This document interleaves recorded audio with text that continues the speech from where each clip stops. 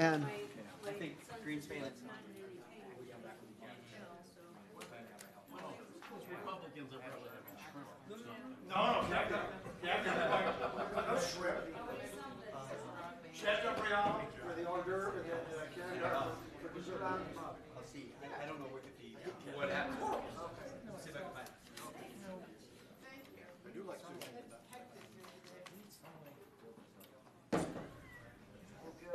we'll give 5 minutes grace.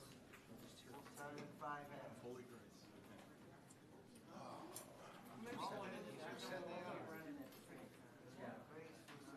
No bodies not been in this for 4 times a year. Every day. And that's sometimes retreats occasionally. Right. Everybody does. Get off campus.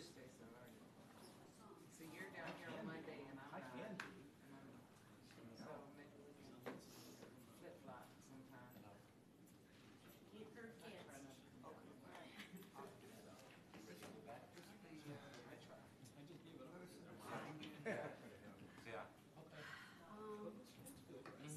Timothy McDevitt here?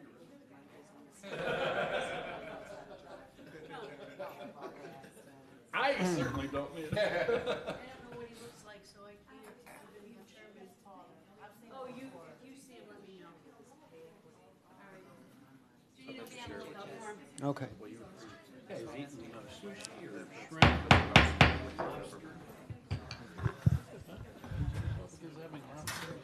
The Committee of the Whole for hearing the 2014 to 15 biennial budget for Cuyahoga County will please come back to order. And at this point, I would like to call forward Director Merriman and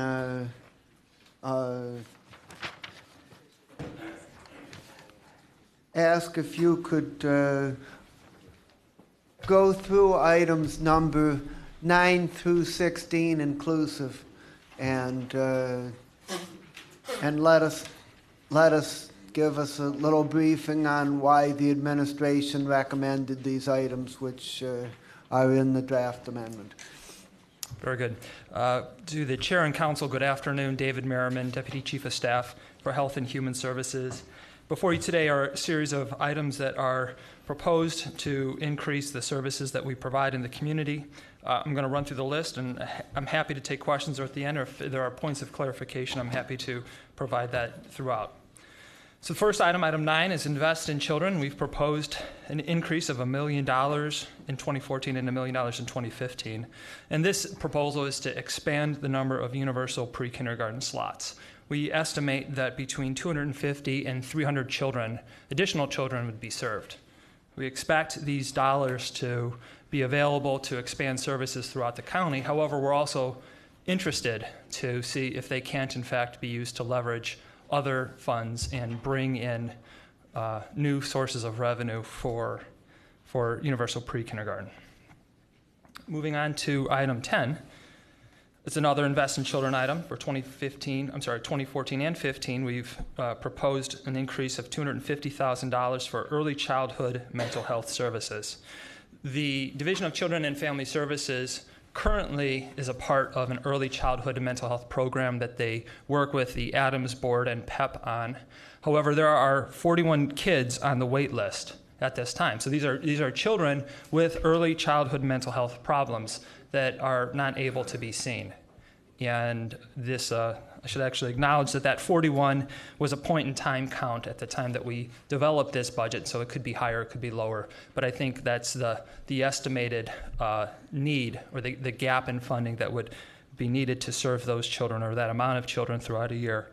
What we've proposed is that these dollars would be spent by the Division in Children and Family Services to contract with psychologists or mental health providers and be able to accept referrals from DCFS when a child is presented with need and there is no other source of funding to address that child's needs. So there are many of the children in our custody have Medicaid, so there may be many additional children that are benefiting from early childhood mental health, but as not all do, at times we do need to pick up the cost. Moving on to item 11, Office of Reentry. We have proposed an increase of $250,000 for 2014 and $500,000 for 2015. And this would be to pilot a program that would offer reentry services and activities in the county jail. At this time, the administration has very limited reentry services in the county jail.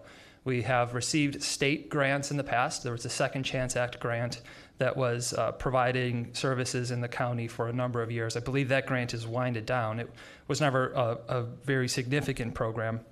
And there was a smaller program with women's reentry that I believe is less than $20,000. And that's about the extent of the formal reentry programming that we're offering in the jail.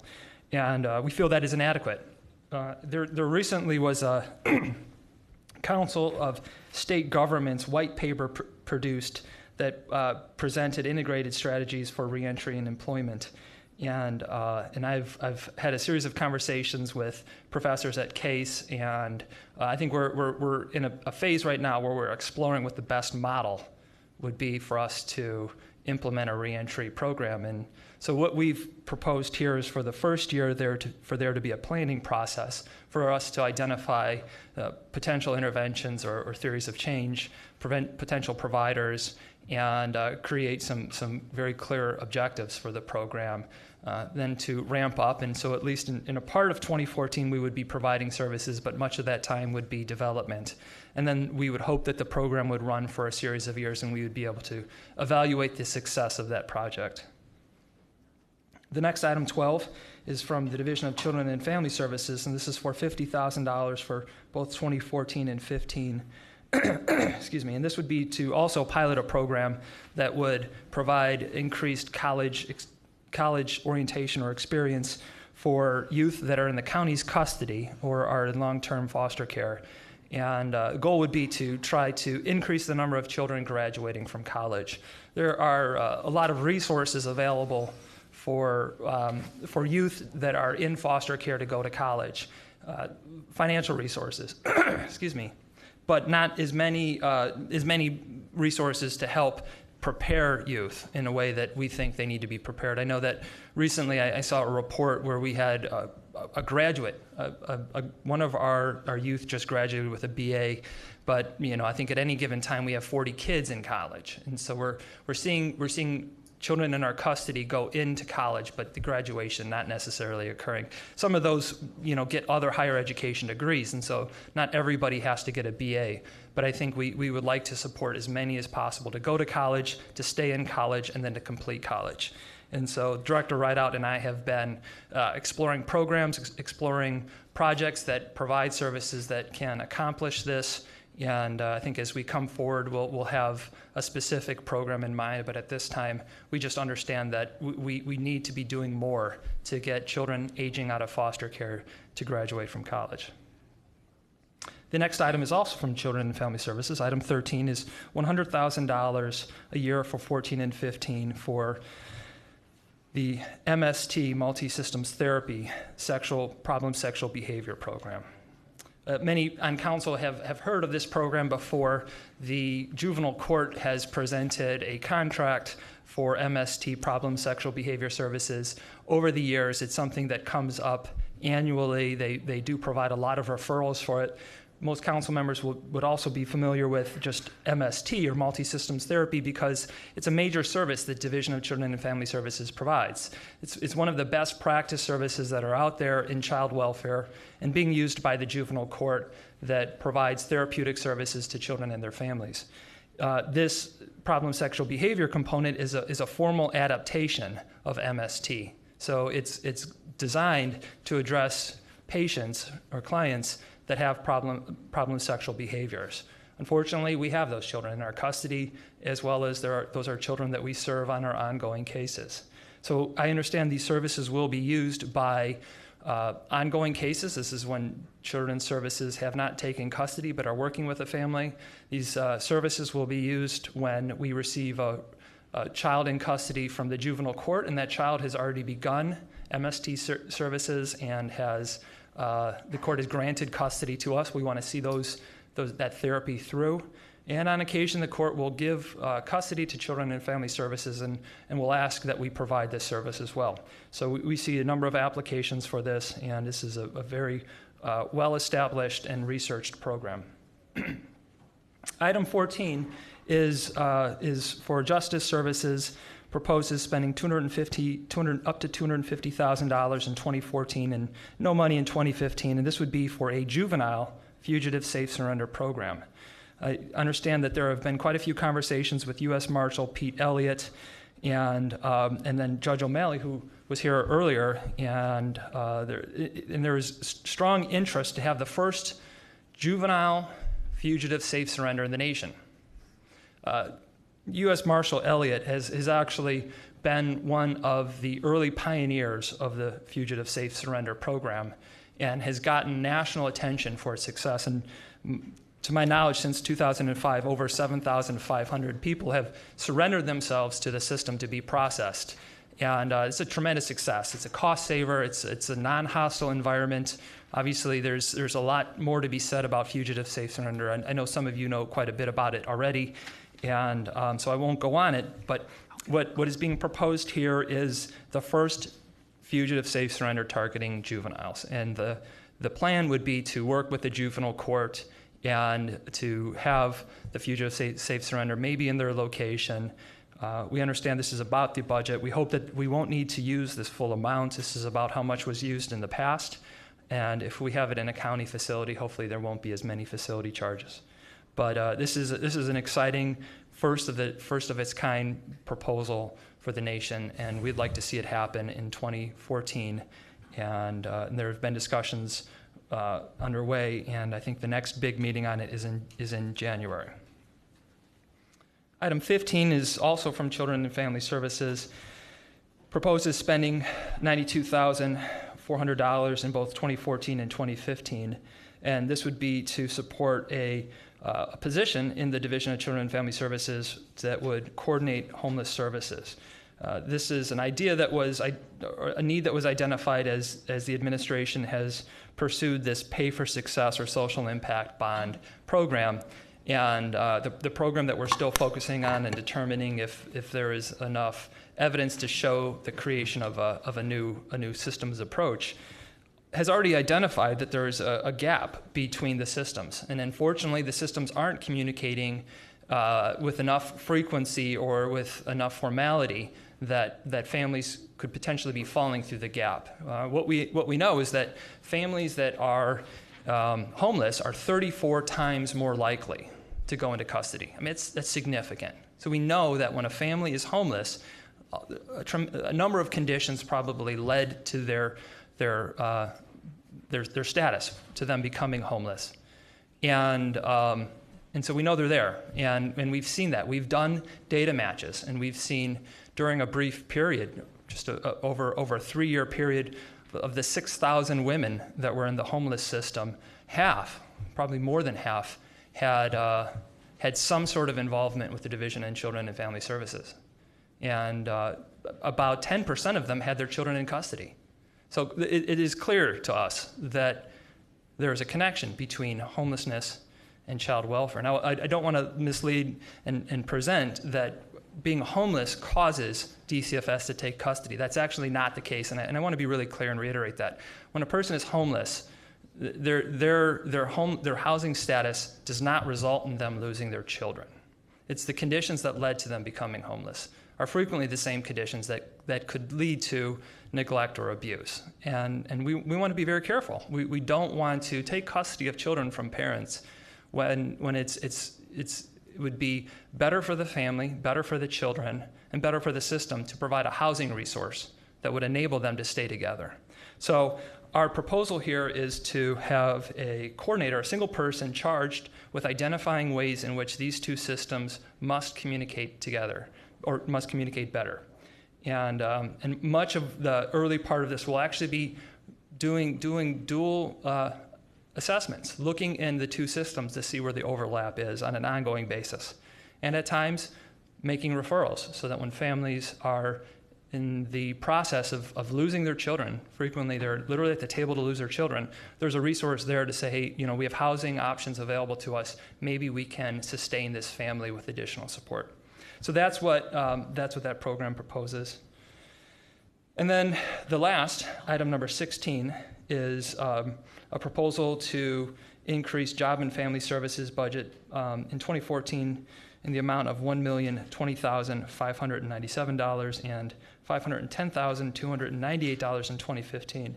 And this is to provide a temporary surge or an increase in staff for the Medicaid assessment and Medicaid staff that process applications. And it may serve other clients than those, but I think it's become clear that we are facing a bubble of clients potentially, a large increase in clients. And we could staff up permanently, but over time that bubble may dissipate.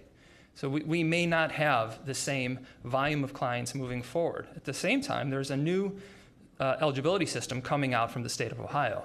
And so we expect there to be an implementation of that system and for at least some period to have double data entry. So although we have more clients, we'll actually have more work involved with those clients. Now at some point, we expect one of those systems to go away. And when that occurs, we hope there will be efficiencies in the new system. It'll be a better system than the old system. It must be, because the old system is written in COBOL and is about as antiquated as possible. And so the new system, will create opportunities for efficiencies. And so we don't see this as a permanent need.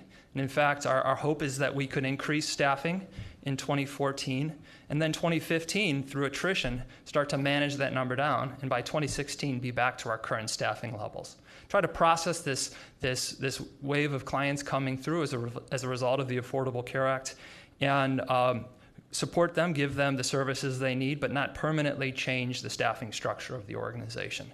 So it's intended to be a temporary solution. It's also intended, we're intending to use public assistance funds for that purpose because we see it as a one-time expense that will occur over 2 years. And I believe that is all that I have to present at this time.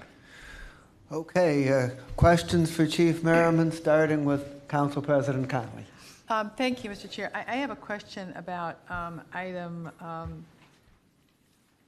15. I know we have Ms. Gillette, who's in charge of homeless services, and I realize that this is a very, very pressing need. But it looks to me like you're putting $92,000 in, to hire like one person that probably you already have picked out. But I mean, wouldn't it be better just to take this money and train our existing staff? We already are way below level in terms of social workers, and this is a problem that it runs through all facets of people who are on public assistance and homeless. So I'm questioning why we would hire one person who's going to be the cure-all when this is a problem that is pervasive and could be used. We could train all of our people and maybe hire a couple of regular social workers to enhance our staff and not just hire like one person who looks like you think is going to be a cure-all. To the councilwoman through the chair. Cut that through the council to the chair. Okay, just answer the question. All right, no, I appreciate that. So, very good point. I agree with you. One person will not change the system directly. One person will not be able to see every one of those 600 clients. I agree that we have to have hire 2 or 3 resources. social workers for the $92,000. I'm sorry? Hire 2 or 3 social workers for the $92,000 and train them. Well, this everybody. 92 includes salary and benefits, and may also include a portion of clerical time. What we know is that this is a model. This is the same model that we have adopted for the jail. So you already have this person picked out? No, we haven't. Are you going to interview for this position? Yes. I mean, I'm not going to fight with you about it, but I don't see the value of this, that you're going to have like one person is going to be like the overall cure-all. Go ahead and answer your question. Yeah, so what I would point to, in the county jail right now, there's a DCFS social worker housed upstairs.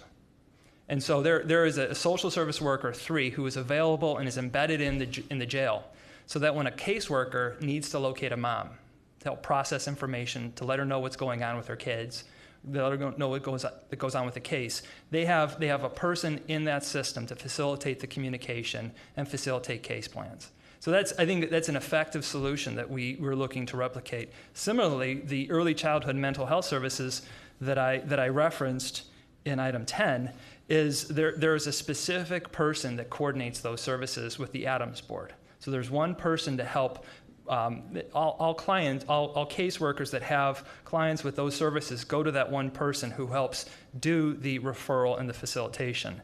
And so what we understand is just for accountability and performance, if you have one person that's tasked with understanding how those systems function and then ensuring that the workflows are processed, that you can have more success than simply training. We have seen from homeless services over the past couple years dramatic increases and decreases in resources. We will suddenly be gifted with hundreds of thousands of dollars in HPRP or housing vouchers that have a short duration. And what we need massive referrals. And so you need someone to communicate with large systems to say, there are new resources available. Let's make this happen. And we find that tasking a single person and requiring them to manage those changes and those processes is more effective than kind of passive communication. Well, we pay social workers, $35,000 a year, so we could hire 3 social workers. I don't see that. I mean, I certainly know the need. I'm certainly not diminishing the need, but it's how you approach that need. And it looks to me like, there's just somebody you want to hire, and I don't know if that's the best solution. Okay. Ms. Conwell, then Rogers, then Simon. Through the chair to Mr. Merriman, for number 13, the therapeutic services, how was the dollar amount determined? Because you stated there was a need and you have the services already in place. So I'm assuming that the $100,000 would be to cover the psychologist or whoever. How was the $100,000 determined for each year?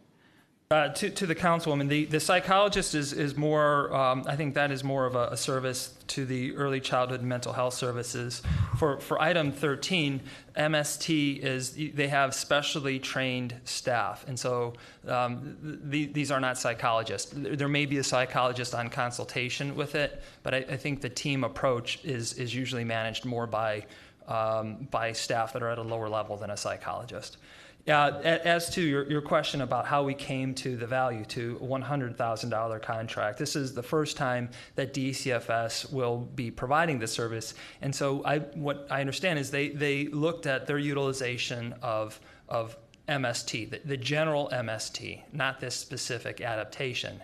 And they tracked how that service has grown, but that at a certain point, you cap out the need. Not everybody needs the service.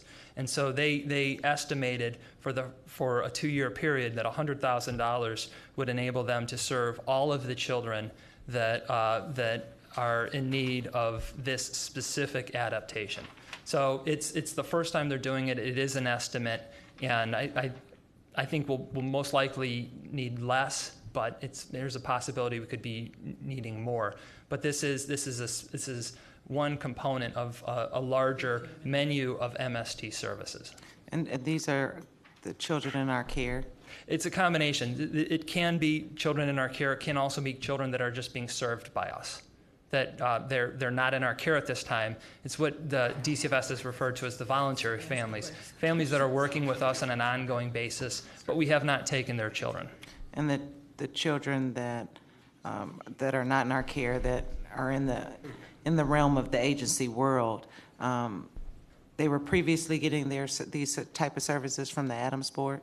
Not this service. This service, to my knowledge, the Adams Board doesn't provide problem sexual behavior MST. I am aware that the juvenile court has a contract for that service, and so they make this available in the community when I don't know that I could speak to their referral process and when juveniles get it, but I know that we've seen this contract, I think, every year at the Board of Controller Contracts and Purchasing Board. Okay, and I was concerned in your statement, you stated that this money identified would usually pick up children that are already getting the service and to kind of finish it through. Mm-hmm. So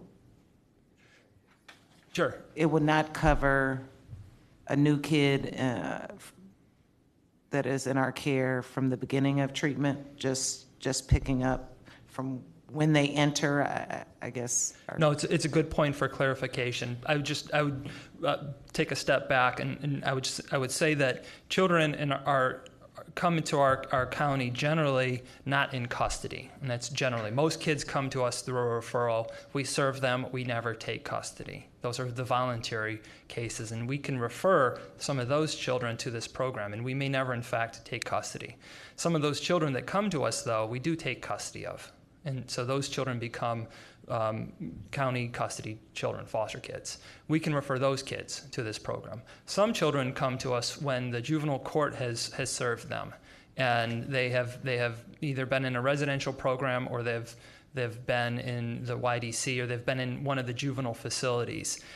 When they complete their sentence, for lack of a better term, they are at times given to the county in custody because they're not ready to go home. However, they can't be kept by the court. Some of those children may need this service because they've begun it while they were in a facility, and they still need to complete the therapy. So the dollar amount could cover both, either or? Could cover all three. And number 14, the Justice Services, just to be clear, we already have a fugitive safe surrender, so this 250 is just for juveniles only? Councilman, it's my understanding that they're doing fugitive safe surrenders every other year, and Right. so they're not doing them annually. And the last one that was done was for adults, and I understand the plan to be that they will focus the next one on juveniles instead of doing, so they'll skip a cycle for adults, and in its place they'll do juveniles. Okay, thank you. We have Councilman Rogers, followed by Ms. Simon and Councilman Gallagher. Thank you. Several years ago, I was on a board that worked to help children that were aging out of the foster care system. And one of the things that we raised money for was we had identified a problem where kids that were able to go to college and live on a dorm had no place to go when spring break happened, winter break. And we found that there were kids sleeping in their cars because they couldn't go back to the foster care because they had kind of severed contact when they turned 18. Will this program, what number is it? 12. This independent living college experience work to address that, or is that an issue that has been addressed in some way? Have we addressed that with issues of children that are in our custody that are able to make it to college, and when these breaks come up, that they have some place to go? Councilman, it's a very good point. I'm not sure what the specific system response to those youth are at this time. That's something I'll have to get for you. This program is not intended to address that gap, but I think you raise a great question, and I will speak to Director Rideout today, and I'll get clarification from her on how we serve those youth that are going to college but don't have a place to stay between semesters or between years, whatever the case may be. I know it's a well documented need, and I believe there's a formal response, but I don't want to overstate it. So I'll come back and I'll get you that information. Councilwoman Simon. Thank you. I first want to say that I'm not totally comfortable with these pilot programs. I said this at the last meeting. I think they should be vetted through committee before we allocate funds. And with part of that, we would hear the detail of what the plans are for reentry in the jail. What exactly are the plans? How's the money going to be spent? Who's going to handle this? The program types, even the $50,000 for the kids going to college out of foster. What's that for? Tutors? SAT? I mean, I don't have any details. So I just want to say that before I support pilot programs, I would prefer they go through committee so I can see the detail of how the money is going to be spent. The council president brought up number 15, the coordinator for homeless services. Is that something Ruth Gillette's been handling to the best of her ability, trying to coordinate the funds and the services? If so, is she not capable of continuing that effectively because she's too busy? Those are the questions that I would want answered personally. So I guess I'm just not supportive of this until I would get more detail on these items. So, and Mr. Chair, I'm restricted to this for now, and then I'll come back last with the amendment. Okay. Those are my comments in terms of about these programs. On your question, Councilman, on your question about the homeless service coordinator, Ruth Gillette and Allison Gill in her office have been working with us throughout on the Pay for Success project. They're well aware of the challenges that we face because we have two separate data systems that can't speak. There's the child welfare data system is managed by the state, and so there's no way to, on a rolling basis, have them tap each other. Frequently, what we do is we look at them after the fact. At the end of a year, we have CASE do a data match for us. But in real time, we're not tracking when one client is in multiple systems. And so I think Ruth Gillette is very well aware of the program that we've proposed and the need for greater coordination between Norma Her and the women that stay at Norma Her, as well as the different transitional housing facilities and DCFS. And I think at the end of the day, there will be value to the homeless service providers in the continuum of care to be able to tap a person that understands child welfare and be able to speak to the specific concerns of the homeless system. Mr. Chair, if we're going to be looking at an HHS director, a strategic plan, perhaps this would be part of that strategic plan instead of piecemealing. I'm not against this, but I think this is only one piece of the need to coordinate services. We're looking at homelessness. What about the other departments that need, we need a lot of coordination with the technology. So I just want to state that I think this is a bigger issue than just this particular department. I agree that we do have to include this in larger discussions. I think as we've gone through many of our assessments, one of the things that we found is that we have tremendous amounts of administrative data. We're swimming in administrative data. However, it doesn't match up. It's not easy to look to connect the data systems. And in fact, you frequently need to merge data, and you need someone to manage that merger and manage those relationships to be able to provide to you the analytics on what's currently happening in the systems and how they're not working. And then that process can illustrate what are the opportunities for greater alignment and coordination of services. And so it's almost the groundwork that needs to occur to be able to feed data into an assessment process that makes that assessment process more valuable. We're in the process of reviewing items 9 through 16 with the administration, and immediately following that, Councilman Jones will present on number 8 on closing the achievement gap. Councilman Greenspan is next. Great, thank you. As we discussed, and when we voted out the restoring of funding to certain programs, there was an expectation of mine that we defer these items until January and have them properly presented in committee. Because one of the things I'm hearing, and this county has not, to my knowledge, really done this when we laid out new initiatives and new programs, but even presented white papers or documents that explain program initiatives, cost-benefit analysis, performance matrix, what our measurements, what our outcomes are going to be, what we expect, and how do we measure our success, at least in a cohesive document that we can all share and read instead of having a presentation with some of the information presented and some not presented, not intentionally, just in the course of discussion. And for that, these items in particular, I don't have an opinion one way or another whether to support them or not. I just don't have enough information and don't feel comfortable enough in doing so.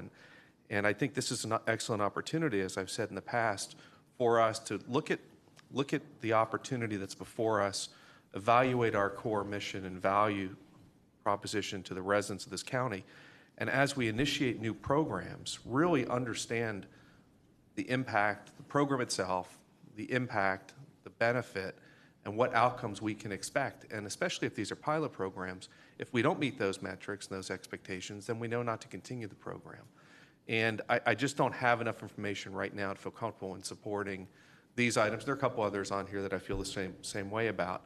Once again, I have my position hasn't changed since 2 weeks ago or 3 weeks ago when we had this initial discussion. And I would just hope that the takeaway from this, if these are not successful today, is that when they are brought up through committee, that we have the information necessary as one would present in a business case in launching a new business venture. And that's fundamentally what I'm trying to look for as we move forward with a whole series of new initiatives. It was more of a statement than a general, than a question, because I just haven't seen that information presented in that fashion. If I could respond, so I understand that you're very interested in seeing what the outcomes are, what the program model will be. We are equally interested in that, and in fact, I would just recognize that for the pilot programs in front of you, especially with items 11 and 12, and those especially, at some point, those allocations will lead to contracts, and so I think council will see these again. And be happy to acknowledge that when we get closer, what we will have is we will most likely, at least for the reentry program, have a multi-year contract in excess of $500,000. So that will be an item that will actually come back to council. So council will get an opportunity to look at all of these items, either at the Contracts Purchasing Board, Board of Control, and Council. And it's well established that if council would like to move an item from Contracts and Purchasing Board or Board of Control, that's their prerogative. Council President has that ability and has done so. So I understand that you'd like to see more information. And you know, we are to a stage where we are exploring models, and we haven't set what the specific model is that we would use for any of these yet. But we have some very good direction. I referenced the Council of State Governments Integrate Reentry and Employment Strategies. They produced a white paper that has been distributed nationally. And it was forwarded to me by Case Western Reserve University to say, hey, listen, if you're still looking at this, because I've been doing exploration for some time, here's a very well laid out plan for you to look at increasing employment for individuals that are incarcerated. Well, and I think those resources, they currently exist in our community. They're available to us, and they can be used to create a program. Now, they're not boxed programs. You have to tailor them to your intervention. And my point is, we'll bring back a boxed program when we're ready to look at a contract. Well, and that's, Mr. Chair, and that's just further, sorry, Madam President, that's just further to my point in you know, you've got some information and data points that we don't have, yet we're being asked to, at least minimally now, reserve funding for a program. And what I'm saying is, if we take no action, the money still sits there. It's just not appropriated, because it's not like we're choosing, you know, this program or that program, and one receives the funding and the other doesn't. I'm just saying right now, if we don't appropriate it, it just sits in the reserve until January or February when we're presented with the information and are able to move forward with it. So, like I said, I'm not saying no, because I don't know enough to say no, and I don't know enough to say yes either. So, and I say no as K-N-O-W, not N-O. So I'm just trying to get my arms around what these programs are and how we can successfully administer them if we move forward, and what the outcomes, what the expectations are. Because the expectations are not only to the 11 of us, it's to the 1.3 million people of this county that effectively are paying the taxes into this levy to support these activities. Again, I understand your concerns, and you know, and I balance them with the knowledge that there are people in this building right now that we could be helping, and you know, so the challenge to us is to you know, come up with a good plan, a concrete plan. But you know, to do so in a timeline that begins to serve people effectively as soon as possible, to get them out of a cycle of recidivism in our own jail. Councilman Gallagher. Thank you. I tend to agree with Councilwoman Simon and Councilman Greenspan, and I kind of look at these requests. And when I saw the ads and the campaign for the HHS levy, I saw Metro Hospital. And I saw the Adams Board, and I saw some other hints of the homeless and possibly invest in children. I wonder what the outcome would have been had we put this list out to the voters. And my guess is we would have been in trouble. That's my guess, and I think it's a pretty good guess, because the way the levy came in, it came in pretty closer than we're usually anticipating. I'm at the same level of Mr. Greenspan, is that there are some things on here that I'm certain that would work, and I'm solid with Metro, I'm solid with the Adams Board, but they have to regain my trust. I need to know where that money's going, and I'm sure we're going to hear about that. And I'm going to need to know that they're not going to backdoor a 3% raise without us knowing about it. And I'm guessing that's going to happen too. And I always thought the homeless, that Ruth Gillette was doing such a great job, that was one of the programs that really blew my doors off, that was very, very successful in the county. And I'm hearing there's some holes there possibly, and I'd like to hear more about it. And it seems as though that the expansion and the pilot programs came out of almost nowhere. If they were so needed, I would have thought maybe I would have heard of them last year or the year before that and said, hey, let's prepare for this, because if we do get more money and we can go in this direction, we're ready to go. And really what you're telling is that these are good ideas and there's really nothing set yet. But I think it's wise for us to pass what we're comfortable with, throw, as Ms. Simon says, many of these into committee to hear about them and let them stand on as to whether or not they're needed or not. But I certainly didn't hear a majority of these during the campaign. And I think if we were to pass all of these, or just some of these even, outside of the Adams Board and Metro Hospital and possibly the homeless and Invest in Children, I think the voters, we would hear from the voters on that. So I think we need to have that information, so when we're questioned about this, and we are questioned about this, I know I am, I have answers for those questions. And right now, you don't even have answers for the structure of what many of these things are going to do. I think we need that. And again, like Mr. Greenspan saying, I'm not saying no. I don't know enough to say no, but I certainly don't know enough to say yes on many of these outside of 1, 2, 3, 4, 17, 18, 19, and 20. So that's kind of where I'm at, not where everybody else is. If I could respond to that, I think first thing that I would acknowledge is that over half of what we've proposed, I think it's about $1.7 million in HHS levy utilization, is going to universal pre-kindergarten. And I think that's a well-established program. I think this county, in fact, leads the nation and has really established a leadership position to say we invest in our children.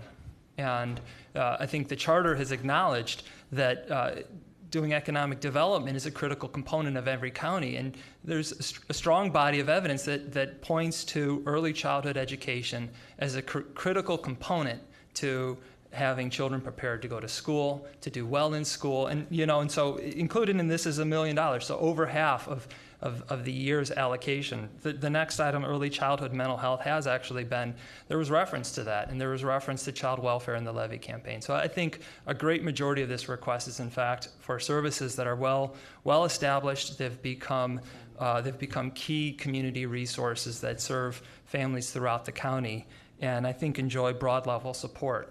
Now, I understand with the pilot projects, I think there is interest to have us come forward with a fully baked project at this point. I think that's not something that we can do with all of these components, although we are farther along on many of them than some of them. And I understand, but I think the point in which we come forward and we present the project is in great details when we bring forward the contract. And I think this is giving us authority to go out and to create an RFP, create a process, or to do some form of procurement that will allow us to get proposals and to hear the community's ideas. I think if we come with a fully baked project and have not solicited the input from the community on what they think would improve our ideas, or how they would propose that we achieve our goals, then we've limited ourselves to our knowledge and our perspectives, and not gotten the opportunity to get community input. And I think that's an important component in innovation, is to hear what others have to say on how you can achieve your success. Okay. Thank you. Okay. Thank you very much. And in respect of the law director's time, we can discuss the achievement gap among ourselves, but we have an important issue that we need to discuss. It's going to involve the law director, and I'm going to call upon Councilwoman Simon to discuss her concern and amendment. Okay, thank you very much, Mr. Chair. It's been passed out that I have an amendment to amend 2013-0229 regarding funding, restoration of funds to the juvenile court for certain programs, 2 programs that historically have been funded by Health and Human Service. The administration has shifted now the funding for these programs and has burdened the 4E funds to cover these programs. And I have a concern because there's an issue about what those funds can be used for. There's a subcontract, a sub-agreement between and among the Ohio Department of Job and Family Services, Juvenile Court, and the county that define how these funds can be used. And now what's proposed is that these funds are going to be used for things outside of that agreement. At least that's what the issue is. And I don't have a definitive answer about how these funds can be used. So this amendment, I've just wanted to present it so everybody can see what I'm looking for, what's needed. But there needs to be a legal determination of how these funds, 4D funds, can be used. And I've asked the law director to weigh in, but he's, as far as I know, hasn't had a chance to review this sub-agreement. And I think we need an answer. No, thank you. Director. Thank you very much. Yeah, this is an issue that I knew nothing about until you called me. So we'll take a look at, I need a copy of the agreement. We need to look at this issue. I even made sure that Joe Botrard, who sometimes helps us with some finance issues, to be here as well to hear what the issue is. We'll take a look at it as soon as humanly possible, and we'll get you an answer. I just don't know enough to, I haven't even looked at the agreement to let you know anything about it. But we'll definitely look into it right away, and we'll let you know. Okay. Mr. Chair, just one more thing too. The funds here, I'm not sure they will entirely restore what historically has been the level of funding, but this was at least a portion of what was needed to restore historical funding. So this isn't even asking for additional funds. This is a restoration. And I'm really concerned about the use of 4E money for inappropriate or not designated purposes. Director Rubino, could you comment on OMB's thinking behind this, which, just so that everybody is clear, what we're talking about is something that was part of the original budget as submitted by the administration. It doesn't involve anything that was changed by this council. Thank you, Councilman Miller. Councilman Simon, I can address some of your questions, and then take a few steps back to when we presented the recommended budget. Remember, we assumed no new revenue. So one of the, on the levy side, and one of the reductions or reductions in levy dollars was a reduction in levy fund utilization for 2 program budgets within the juvenile court, YFCP, and also a larger budget which entails secure detention and probation. Let's be clear though, before we proposed those reductions, those court programs were already relying on a funding mix of either general fund levy and 4E. We're not proposing to change the purpose of the dollars. What we had proposed was an increased utilization of other funding sources that the court has on hand, namely 4E dollars. So that's what the reductions that were proposed originally back in October entailed. We weren't looking to change the nature of the sub-grant award. And the agreement is very similar to the agreements that our public assistance agencies have for also getting 4E dollars. So it's the same type of agreement. The court, juvenile court in particular, also functions a lot of ways like a Health and Human Services program because dealing with kids on a daily basis. So we're using the same type of agreement. So that's the first piece. We had a recommendation to not restore those reductions once the levy passed. If the levy hadn't passed, we wouldn't have restored those reductions, and we don't believe we have been in breach of the grant award with juvenile court for 4E dollars. Some other information may help. The court is entitled to reimbursement. There are actual staff on hand that work for DCFS, Children and Family Services. They're 4E specialists. They help process the court's claims for 4E dollars, reimbursement claims, and that money is then provided to the court to offset their ongoing costs in those program areas. Key thing to note is that agreement had called for the court being reimbursed for 75% of eligible expenses. The county, because there were some, I guess, issues with efficiency in processing those 4E reimbursement claims going back 3 years, the county opted to allow the court to get a 100% reimbursement of those dollars. That is still in place. That 100% rate of reimbursement is still in place for those eligible expenses. It didn't change, even though the county has made great strides over the past 3 years to improve the efficiency in which we submit reimbursement for $40. So what you have is an increased rate of reimbursement for the court, increased efficiency in which you're getting those dollars, and they're starting to accumulate. In fact, they, I think to date, at least through second quarter, the court had accumulated or received 40 reimbursement dollars, about $870,000 in excess of what the grant agreement had called for. So they do have money for those two reasons. One other important thing that doesn't show up directly in the operating budget is reclaim dollars are getting for targeted programs. Right now, we're looking at about $7.5 million that they can use to deploy those grant dollars for targeted programs that serve the same type of populations that YFCP is, but in a different way. $7.5 million growing from last year to this year and anticipated to grow again into 14. So the revenue picture, the mix, it is a more complex revenue mix compared to the other courts, we agree. But the other sources are not necessarily stagnant. It's just the opposite. We have increased efficiency, $40. The reclaim outlook looks very good for them. That's great. They can deploy those dollars in these targeted programs. We've seen a lessened reliance on spending levy and general fund dollars for those other programs. So even as $40 are coming in, we've seen over the past 2 or 3 years a lesser reliance on levy dollars. So we felt it was safe knowing that the other funding sources look to be coming in on pace and growing, and that they've accumulated an excess in revenue on the 4E side that they can continue to use. That we felt secure in making that recommendation that they can lessen their reliance on one piece of their funding, levy, not a cut, not supplanting how they spend those dollars, but a lessening of levy dollars because the other sources were in good shape. So that's why we made that recommendation. I know that we respect the court because I know they like to come up with their own recommendations and notify us. We understand that, but we're obligated to get into the mix and take a look at how these different sources of funding are coming together.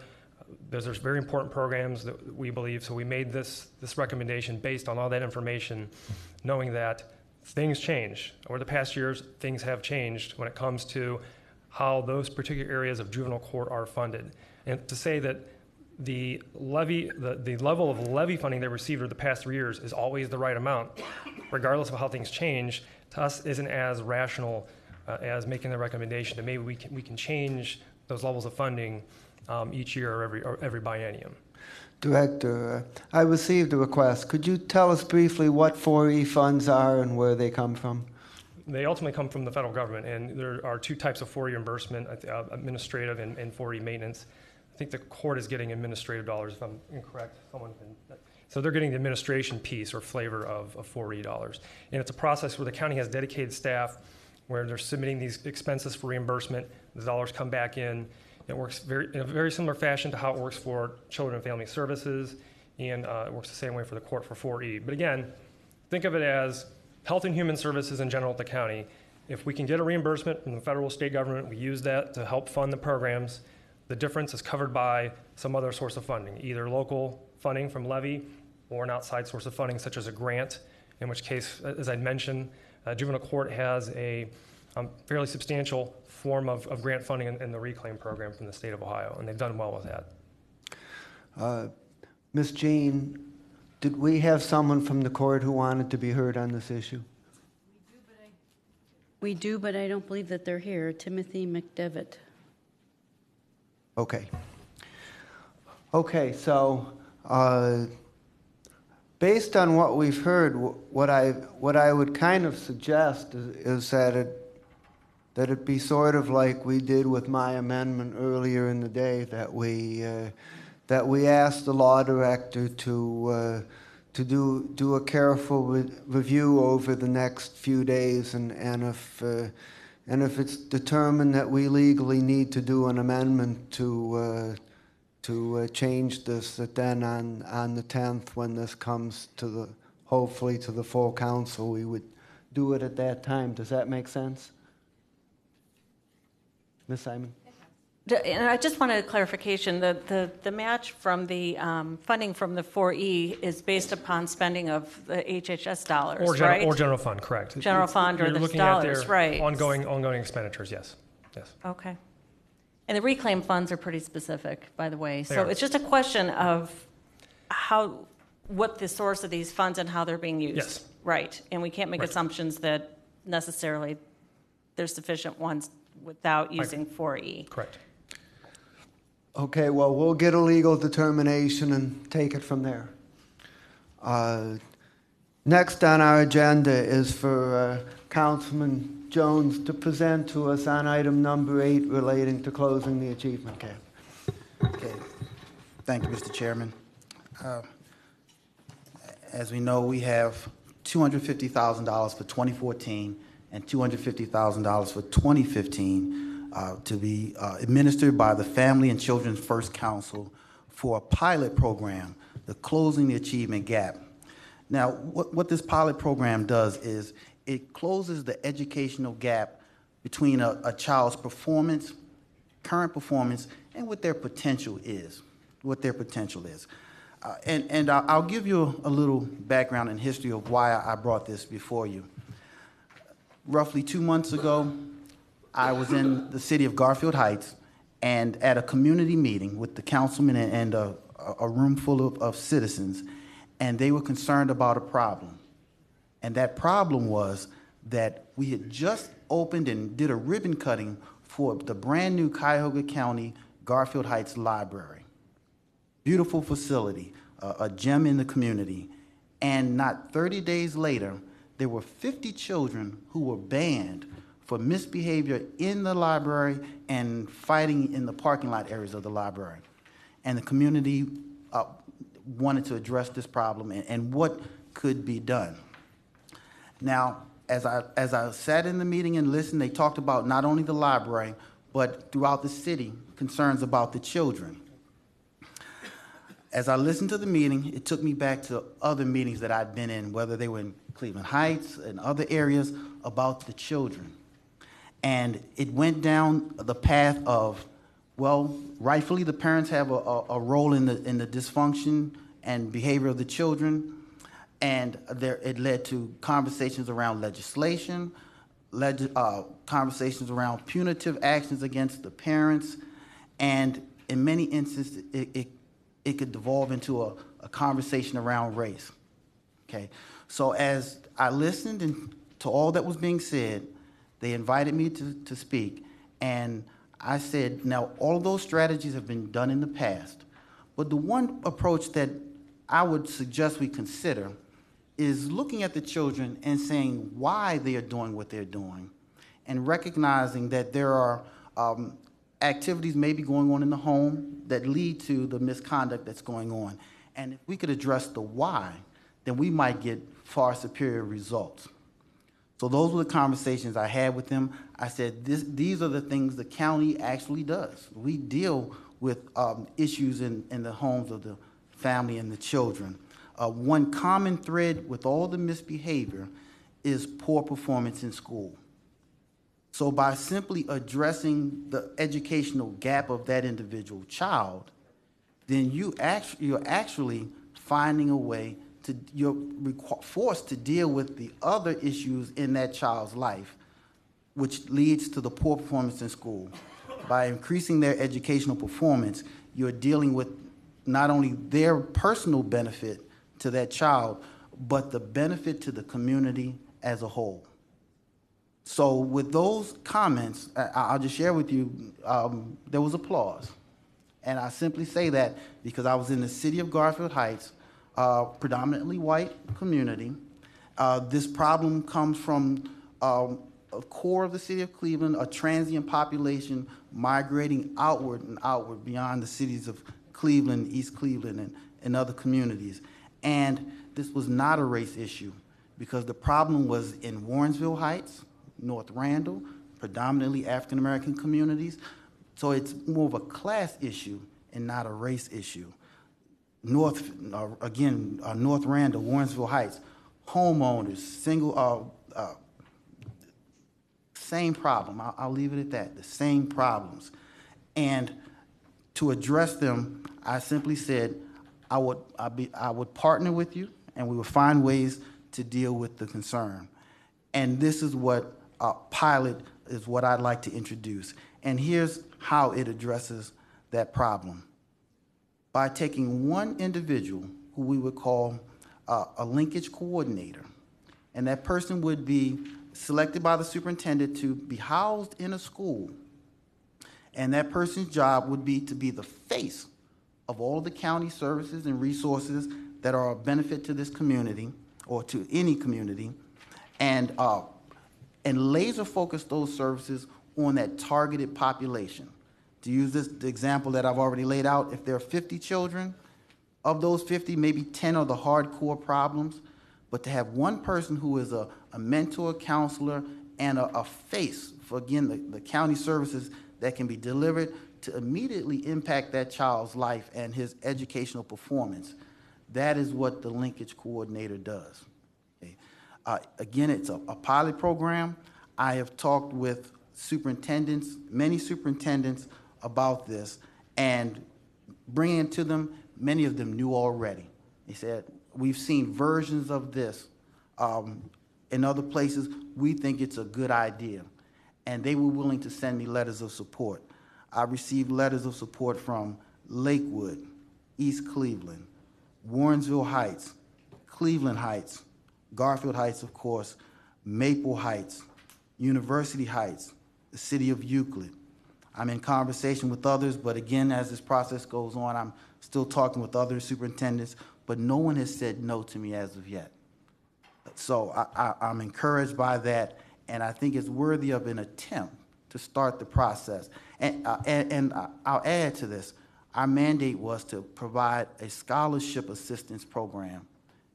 We've done that, and we recognize the fact that we did not have the money necessary to meet every child's post-secondary education need.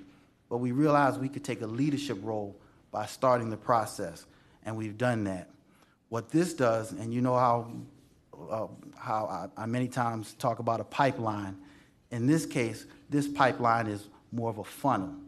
By capturing children who could have been lost in the past, by funneling them through the pipeline, they ultimately will make it through 12th grade and have the opportunity for post-secondary education. So I see this as a natural extension of our post-secondary mandate and an opportunity to, again, provide leadership in this area. So those are just some introductory comments. If my colleagues have any questions or concerns. I have one question, which is, would the linkage coordinator serve one school building, or would they serve the entire district? For the pilot program, they would be housed in one school to, again, deal with that targeted population. Deal with the problems in one school building? I'm going to say yes to that, yes. But ultimately, we're still focusing on the targeted population of children. So, but yes, the answer to you is yes. Councilman Tron.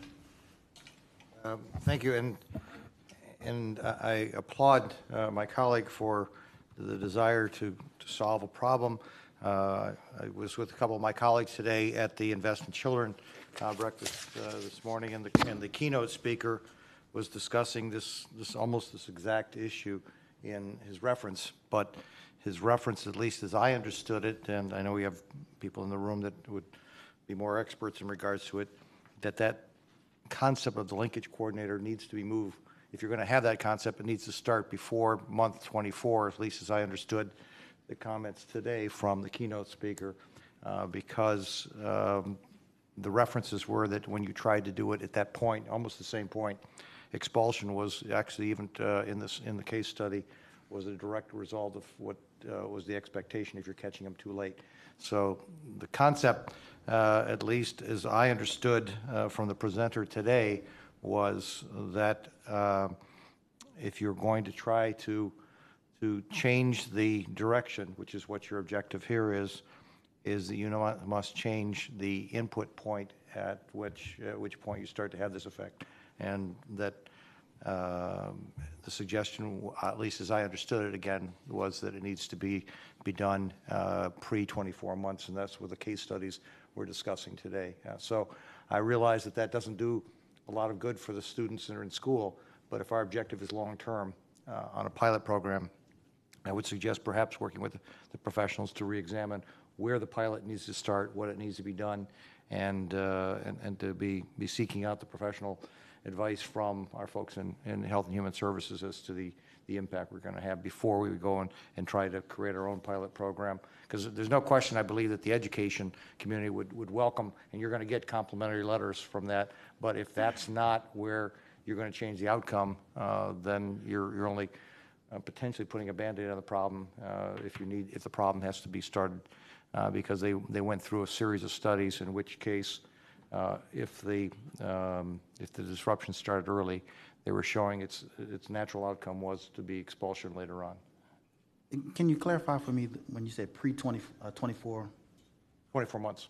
4 months? Yeah. Clarify that for me. What did you mean by that? It was not me as much as it was, at least my understanding of the presentation, and we've got some folks, 2 years, first 2 years of life, that you need to start to intervene right then and there. And if the concept is children first, then let's decide that perhaps the same dollars or the same concept or this same choice, it would be to start earlier on in the process to have a more long-term positive impact. And Councilman, I hear what you're saying. We had a conversation between whether these monies should go through Invest in Children or Family and Children First Council. And the reason for choosing Family and Children First Council is because they are more engaged with that target audience, not the third graders or earlier, where Invest in Children does their best work and targeted work.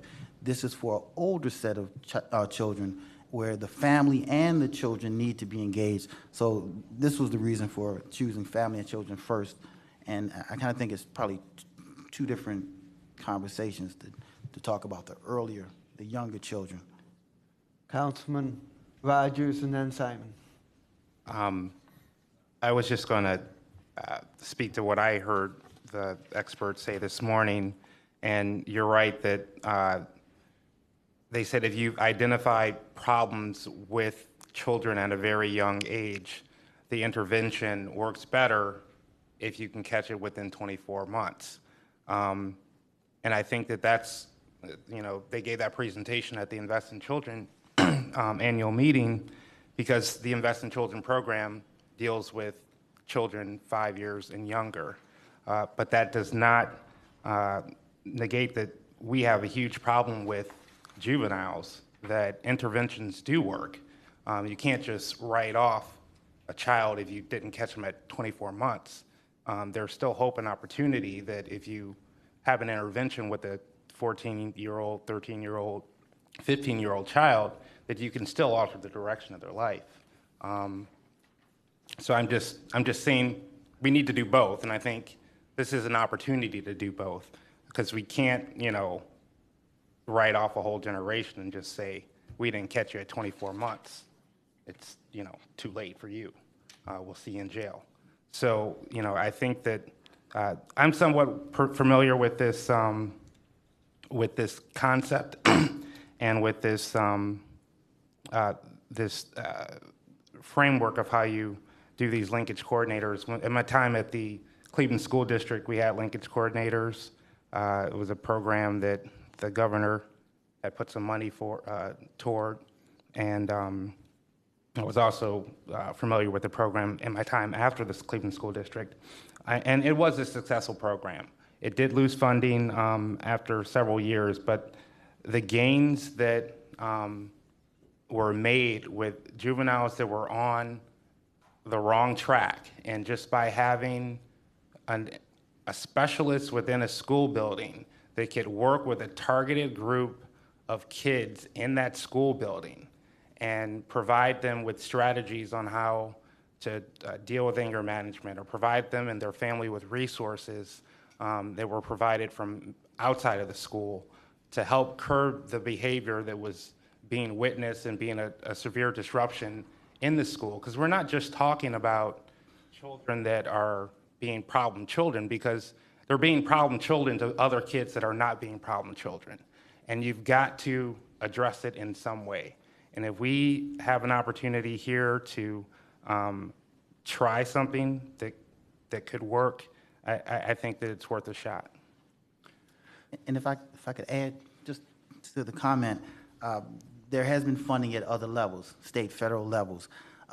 But the challenge, as Councilman has said, is that their programs were effective. There's evidence that they work, but the funding would end.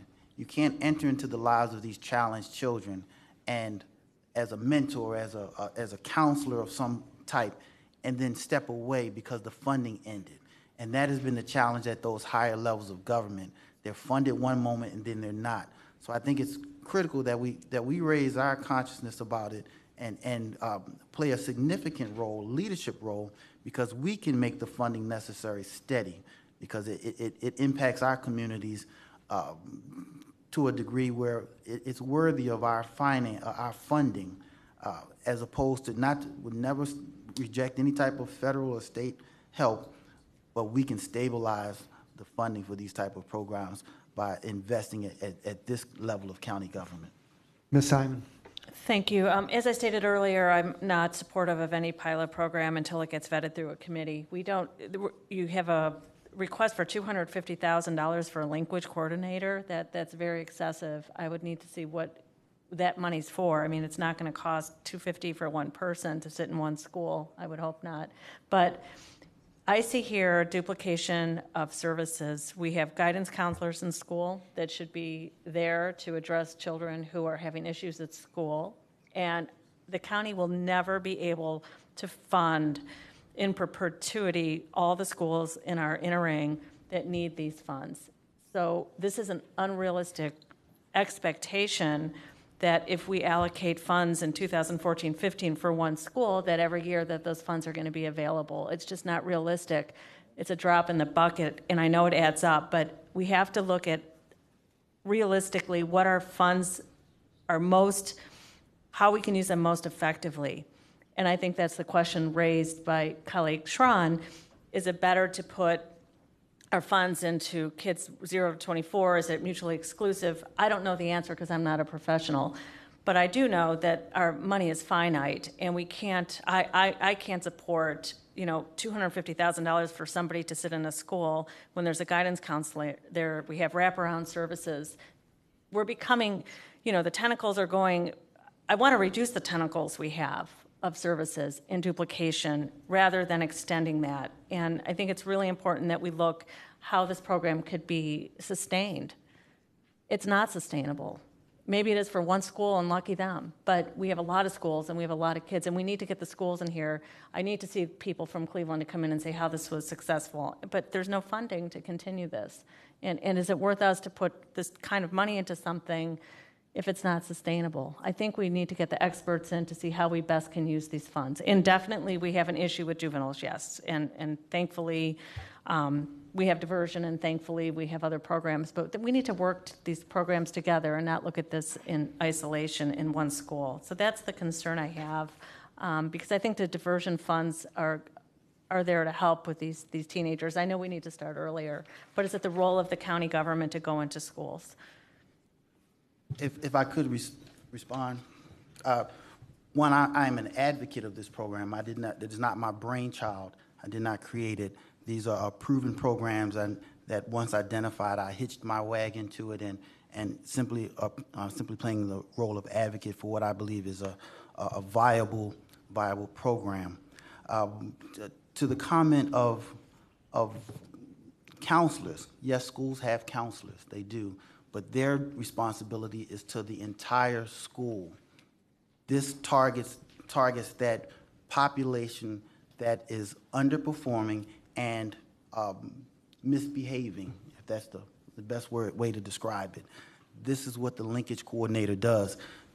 Many inner-ring suburbs are not used to dealing with the social services or being engaged with the social services. So many are at a loss right now in what to do. So this is an opportunity to engage them with genuine concerns that many inner rings have, and we'll find, it's my belief that we'll find in South Euclid a similar concern. University Heights has already expressed that they have this same concern. Comment was made, we simply have letters from superintendents. You might think, well, everyone wants funding. Who doesn't want funding? But they are professionals, and they know the importance of a program, and they're not going to simply send a letter that says, sure, send me money. They're saying this is a genuine problem and a concern that we have, and we believe that you are making an effort to address that concern and that problem. Ms. Conwell. Wait, the $250,000, why is that so high for one person per year? I don't understand that. And I'm very uncomfortable with just throwing money, that's a big number, and there's no explanation what that's for. Our linkage coordinator is going to earn $250? We already have programs. Are you going to duplicate programs? I mean, these are the questions that I would need answers to, and to bring people in to talk about this, how it works, how this money is going to be spent. This is a lot of money. One person should not be, nobody's going to be paid $250. Councilwoman, this is an excellent question. Our chief of staff, and who is out at the moment, but Joanne Gross has the details about how the money would be used to share with all of my colleagues. But briefly, $125,000 would be the dollar amount given to one particular school for 1 year for that linkage coordinator. It's a rough ballpark dollar amount. Again, it's a pilot, but it covers salaries. It covers the necessary resources that they would need to accomplish the given task. And to the comment, Schools, is that correct? the 2 schools, and I'll say this as well. As I've talked with Congresswoman Fudge, she is engaged in this and is sending letters of support. And I certainly don't want to commit her and make any promises, but could be the potential for more funding for the pilot. So saying that without making any commitments or promises for our federal government, but those conversations are going on. But to the comment of the diversion, there's certainly a pipeline that exists to accomplish these goals through the courts and the diversion. But why should we wait for our children to be engaged in criminal activity to meet their needs when we know their needs are right now, and the needs of the community? We know what they are. Why wait for a child to commit a crime of some type before we would decide to help them? We know the need right now. It's well articulated by the communities. We can create a process to start to help them now and not wait for something else to happen. One more thing, Mr. Chair, and I don't disagree with any of that, but the question is how to most effectively use our money. That's the question. How are we bang for our buck? And also the overlapping responsibility of the schools. Where do they stand? Guidance counselors automatically deal with kids who are underachieving. That population's already addressed. I think the money might be better spent of getting somebody there to educate the counselors about what county services are available instead of planting another person there. So that would be a better way, I see, to work with the counselors who are already working with these children. So that's enough for me being my. Well, Ms. Conwell needs an opportunity. Please. Thank you. First of all, I want to applaud my colleague, Mr. Jones, for delving into this, closing the achievement gap. I feel that it's a way to, on a prevention end for juvenile incarceration, as well as a lack of the graduation rate. As my colleague Roger stated, it is in every community we have these juveniles, and it's a problem.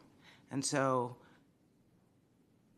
can we get more bang for our buck? I feel that we can by investing. We have the title with the county, investing in the children. We just can't stop on the post-secondary end or the pre-universal kindergarten age. We can't let these children die that are in between, that are causing havoc. And if there are some solutions out there, I think that's what Councilman Jones is trying to say, is that there's some solutions that we can work on. It's not a win-all, give-all, but if we're willing to invest in this pilot program and that pilot program, where does our children not fall in that? They might not be our children that we birthed, but they are our children. And if we can get our bang for our buck if we're saving on the graduation rate, getting them to college, as well as saving on the juvenile. So I support this pilot program. You know, I'm in agreement that maybe there, with the other pilot programs that Councilwoman Simon mentioned, you know, not just throwing it out there, let's bring it to committee and let's have some full dialogue on so we can all feel comfortable, address these issues. With all of us getting our heads together, we come out with some pretty good stuff. So I'm in agreement to let's bring this to committee and not just shut it down. Now, the question on the table is whether we appropriate for it now or we leave it for later. But I just don't want it to be left that this pilot program is not a good idea. I think it's a great idea. It's something that we should look into funding, but the main question is, are we going to put it in this budget cycle now or just leave it in the general fund and have the discussions throughout? Mr. Chairman, I could simply go through this entire budget of every item and want to pull it to vet everyone's item. It's not a significant amount of money. It's enough for us to start a pilot and to test it to see if it works. We don't have to pre-vet to decide if we want to budget these dollars. Okay, we've heard about all the programs, and now Councilman Jimena. Thank you, Mr. Chairman. I just had a couple questions. Is this aimed at high school or is this aimed at junior high school? I guess that's my first question. Ultimately, that decision would be made by the superintendents and the Family and Children First Council as they work it out together. I would imagine high school, but it certainly is not limited. It's got to be driven by the educational professionals and where they target in their own community. In fact, this, again, it's a pilot, but has the potential to be a county-wide initiative, no different than our community policing or all of our sanitary work that we do in the Public Works Department, a menu of services offered to the communities. But again, starting as a pilot, but potentially if it's effective and demanded by the community, it could grow into more. I guess, you know, the other thing that, my feeling, I understand this. I understand, you know, there's a problem, especially in the inner ring suburbs, with, what do you want to say, children that are misbehaving. What I can't understand is how this could be sustainable if we just have one for each school. I would think that depending on what the population would be, the population of disruptive or children needing this intervention, I don't know if they'd have to be there every day. So I'm thinking that it probably could be done by the school system, where so many days a week or a day a week would be at a different school. I'm in support of looking at this further. The other thing, Mr. Gallagher and I were just chatting, and the education of children is really the fundamental principle of the community, of that particular community. And maybe what we should be thinking about is a matching, where, you know, we may have some funds available for this, but, you know, the school system would have to match, because, you know, it's a big problem, and it would take a heck of a lot of people. So I'm speaking in support of this. I just think that, you know, we've got to kind of polish this gem up. You know, it's kind of like in a rough course right now, but I do agree that, you know, some kind of pilot or some kind of study should be done. Okay. Okay, and I agree. And that's why I say we take a leadership role. There have been programs in the past, things that were done and maybe not successfully. But if we actually take a leadership role, then we can continue to evaluate. If it doesn't work, we improve it, we change it. Those things can be done. To the comment of being housed in the school, I think the focus shouldn't be about the location of the linkage coordinator. It should be about the fact that we are targeting that transient population within these communities. And where should the base of operation be for that person? Could it be in the library? Maybe. Could it be on a basketball court? Maybe. But the school is the ideal location. So again, you're thinking more broadly, again, at the guidance and leadership of the superintendents and those experts in this arena, but the focus is on that targeted transient population, not just the walls of the school. Okay. We've heard about all of the programs, and we've come to the point where we're going to consider if anybody has any amendments, and I know that Councilman Schron has one, so we're going to start there, and I'm going to recognize Councilman Schron to move his amendment. Thank you. I would propose an amendment that has been submitted to everybody, and I did violate the rules by discussing it before when we were going through the list. So rather than being redundant and rediscussing it, if I think everybody was here to listen to it as to why I believe that instead of having one $200,000 amount in year 2015, that it be broken down into two subcomponents of 2014 and 2015, which will allow us to potentially make applications in 2 years for state grants out there. So that's my amendment, and I believe everybody has it in front of them, and no sense in belaboring that. So I'm taking that as a motion to amend the amendment that's on the table. Is that correct? I'll second that. Okay, there's a second. And I would just like to make a comment as to why we proposed putting it into 2015 in the first place, and it's because of the fact that the administration is doing some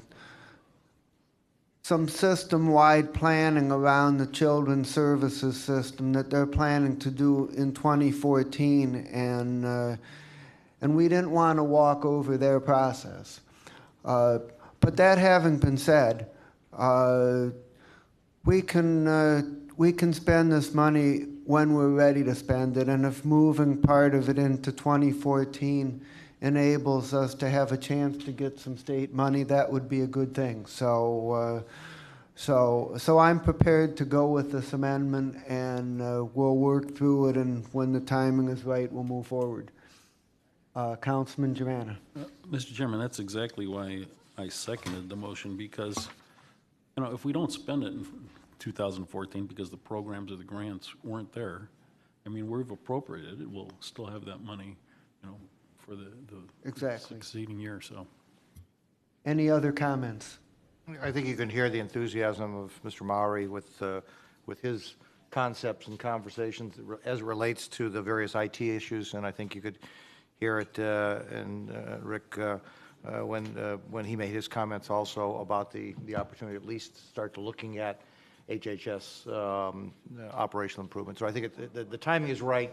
When you have these high-level discussions, that's all you're doing is you're starting to plant the seeds and you start to move the ball down the court.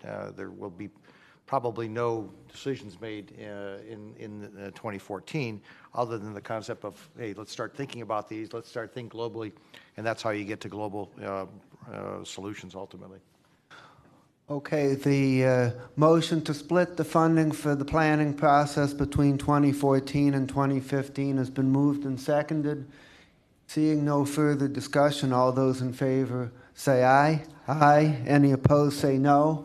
The amendment is approved and it's incorporated into the proposed package. At this point, I would like to move a technical correction. If you would look on the very first page of the amendment package, under where it says Section 2, the second last line, it says that it shall be reviewed on a biannual basis, which would mean twice a year.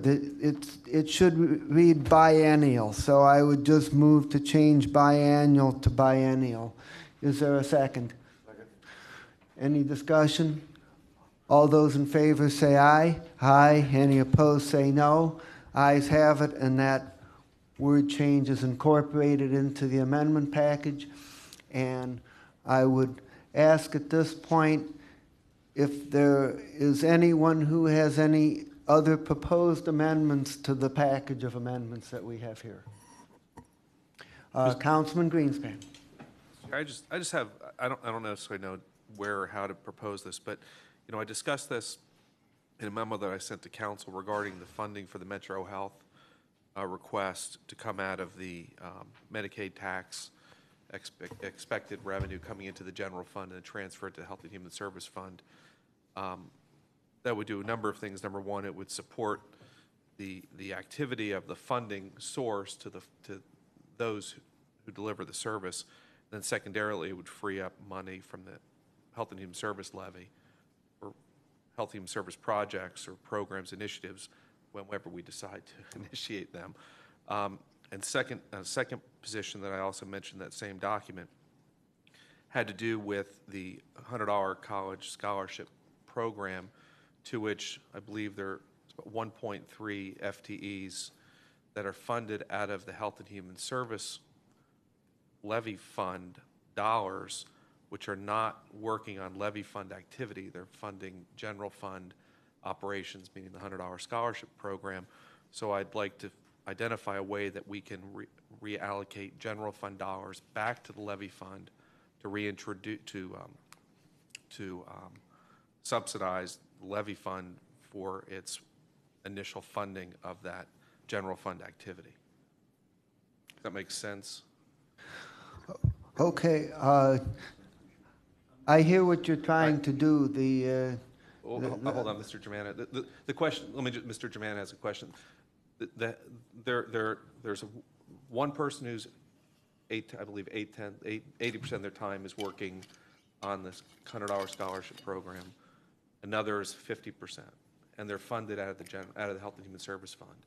But the activity they're working on is a general fund activity. So, in order, number one, to properly reflect the funding source for those activities, which is a general fund activity, reimburse the Health and Human Service Fund for the money it's appropriating right now because of where these folks reside. It does a couple things. Number one, it properly funds the activity based on its functional area. But the second thing it does, it also properly reflects the costs associated with the college scholarship program.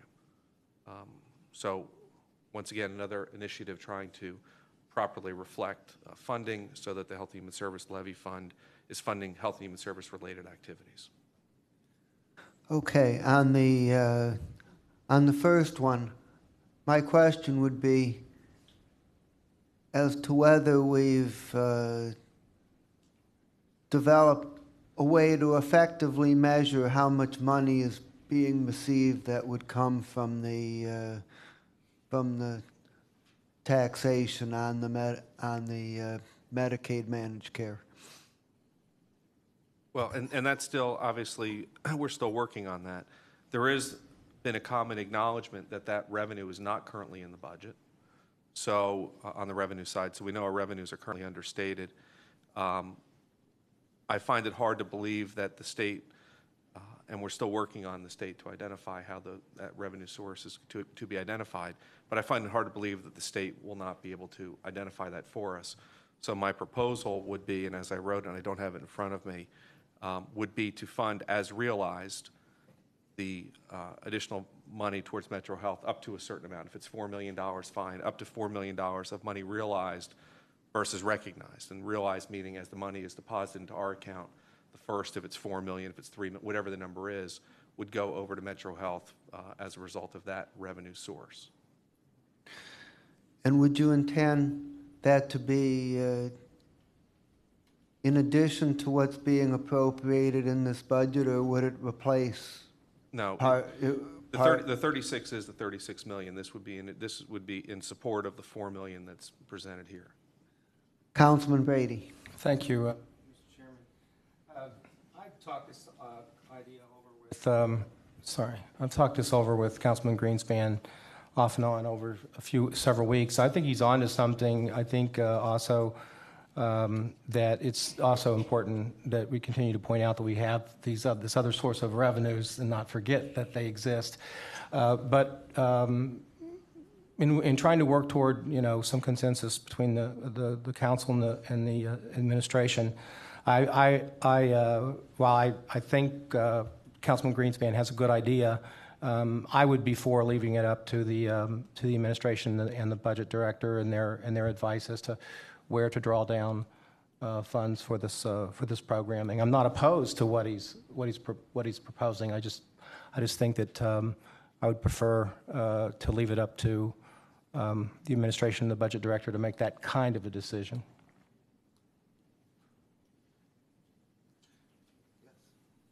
The concept that Ms. Greenspan raises, I think that the only reason we perhaps might not want to leave it up to anybody is that this body would control is because we're the ones that actually set the reserve policies for the two funds, and we want to see those kept intact because we established that as a policy. So why not do those things that we believe would best protect those reserves rather than leave it to a third party or another party to make that determination? So we would actually say that these funds, when Metro is delivering these services, they're probably going to be related directly to the taxes that is going to be the additional revenue. And so why not have that be the source of funding for what we're actually putting forth here? And I think that we probably could ask Mr. Rubino to say how difficult it would be. It would be, I think, pretty easy for them just to put that into an allocation to make sure those funds flow on both of those accounts. And it also helps protect our reserves for the Health and Human Service amounts. The less we draw down on those, draw closer to it, the more we protect those reserves for Health and Human Services.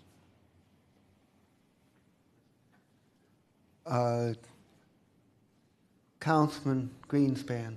Yes. Are you moving an amendment? And if so, I want to get a better pinning down of exactly how it reads, because I'm not very clear on that. Well, leave that document I gave you. I have the language. Hold on, please.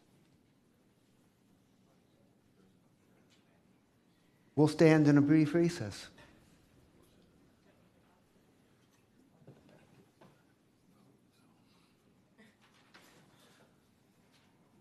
Okay.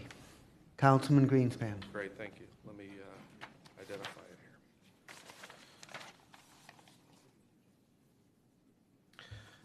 here.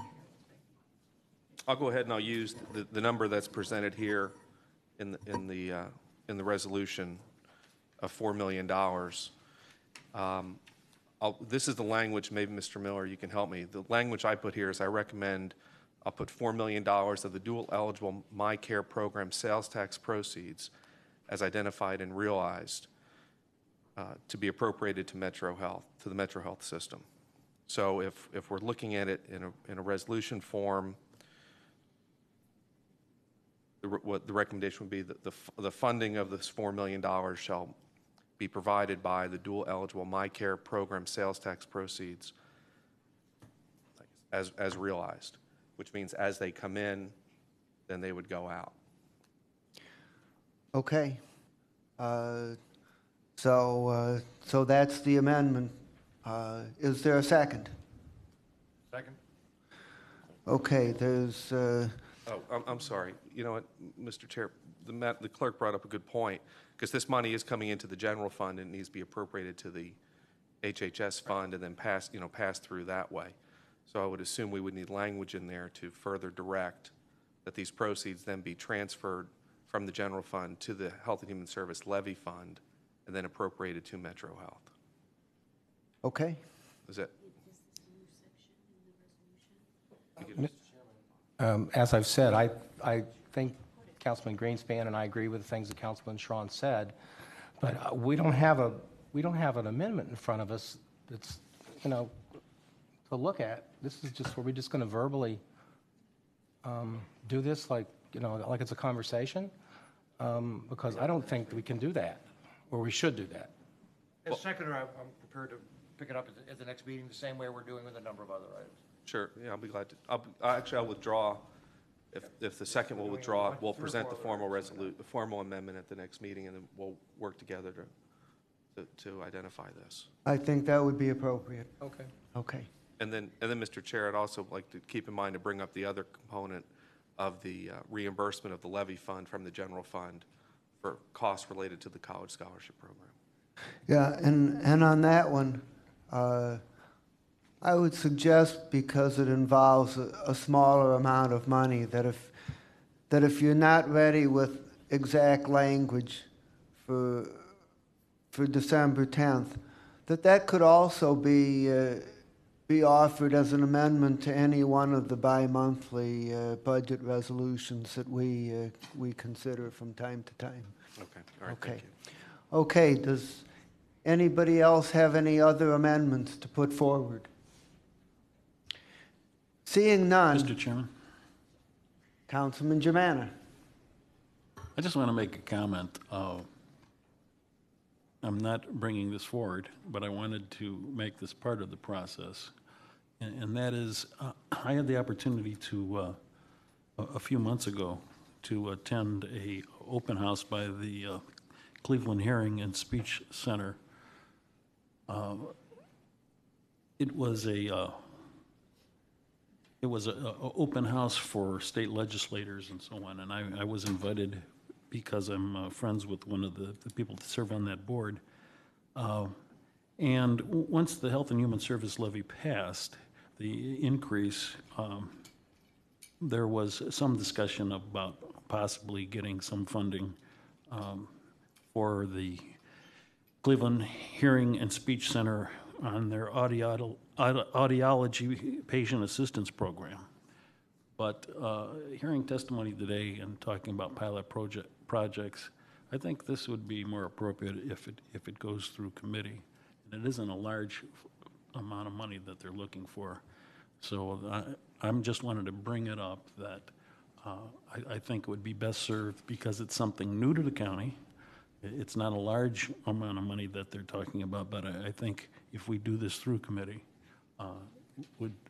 because I can't answer questions and I'm not really prepared to, I don't want to support the reasons behind their request. So I just wanted to bring that up for the record.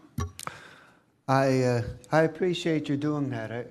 I didn't think that we were ready to move on this today, but I think it's very good that it's put on the table for further discussion.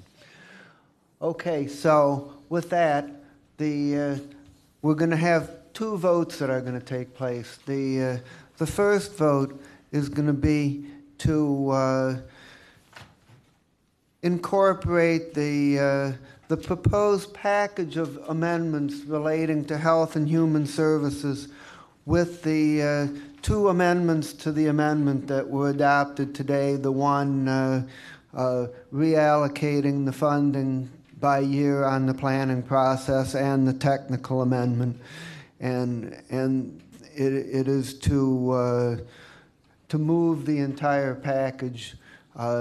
It has been moved and seconded at the beginning of today's meeting. So if there's no further discussion, Councilman Greenspan. Yeah, I'm sorry. Two things. Number one, the IT issues that Mr. Mowry spoke of, I also heard him mention, I think Mr. Gallagher heard it as well, that I don't want to put words in his mouth, but that those items are already included in the budget. Correct? Actually, the IT items prior to this proposed amendment, those IT items were not included in the operating budget. They were included in the 5-year ongoing capital improvements plan for IT with no particular funding source identified. So this amendment provides a funding source for those Health and Human Services related IT expenditures that are needed. And then my second question We're voting on all, this is one resolution, so it's either up or down on the entire package? That's correct. Well, If there's, if well, there, then I'm going to go on the record that I'm in favor of one of these items, but if I have to vote on all 20 of them collectively, I can't support the resolution, period, which is a challenge because there's Metro Health component I'm very much in favor of. The others, I'm not saying no, I just don't know enough, but if I'm going to be compelled to vote up or down, then I'm going to have to vote, I'll vote it out of committee, but I'm not going to vote for the whole thing. Yeah, Mr. Chair, I echo that. That's what I was going to say. We did it for the general fund amendment, and I was uncomfortable then, and I'm even more uncomfortable now with the inclusion of pilot programs. They've not been vetted. I support Metro. I support several of these, but I don't support all of these. I think it's only fair for us to have the opportunity to determine, vote on these by item. It's not fair for me to vote no on this whole thing when I support Metro and the Adams Board and other programs, but the pilot ones I don't. And I will echo my colleagues. It's not that I'm against items within it, but I cannot support the entire blanket because there's items on there that I won't support. So I assume that the chair is prepared that if this is voted down as a bulk, that you will then come back and address each of the items individually? well, I would go farther than that. This is, we operate by the group, and my preference would have been to vote on the package, but if someone would want to offer a procedural motion that we vote on the items individually, I would have to entertain that motion. So move. Second. Okay, the question is on whether to vote on the items in the package individually, and I'm going to ask the clerk to call the roll. A yes vote means you want to vote on the items individually. A no vote means that you're willing to vote on them as a package. What? Me.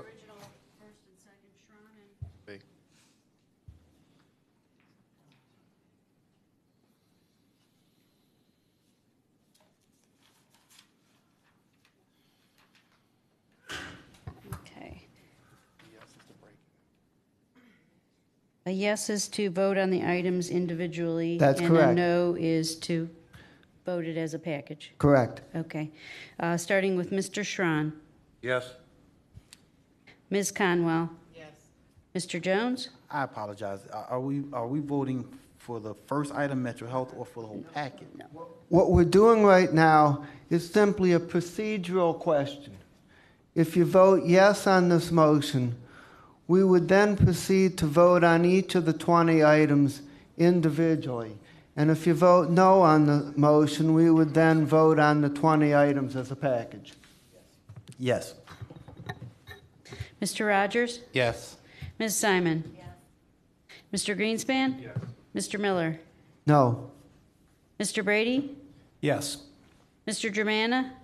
Yes. Mr. Gallagher? Yes. And Ms. Conley? Yes. Motion carries. Okay, then we're going to proceed to vote on the items individually, and starting with item number 1. And I'm going to do them by voice vote unless I hear someone suggest opposition, and then we would call the roll. On the first item for Metro Health System, any discussion? All those in favor say aye. Aye. Aye. Any opposed say no. Okay, item 1 is incorporated. For item number 2, we'll vote on section.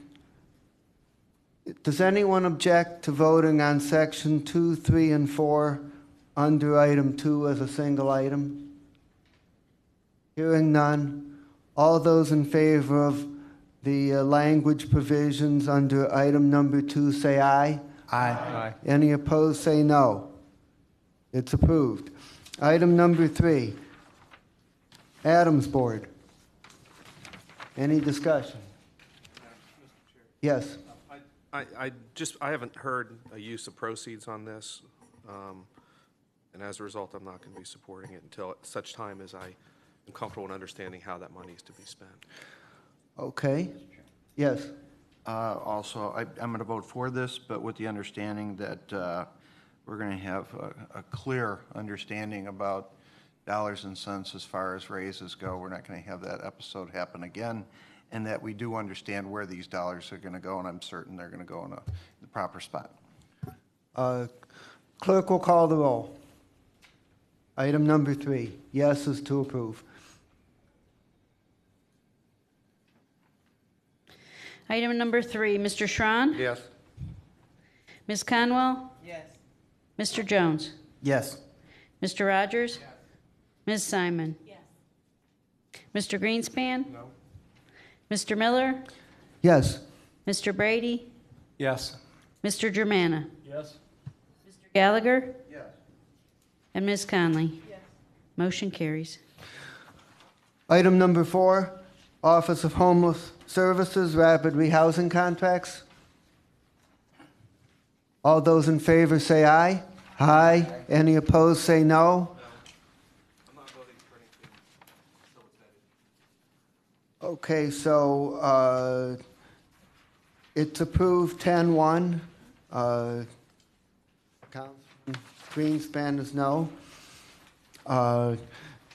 Senior and Adult Services. All those in favor say aye. Aye. Any opposed say no. No. Clerk will call the roll.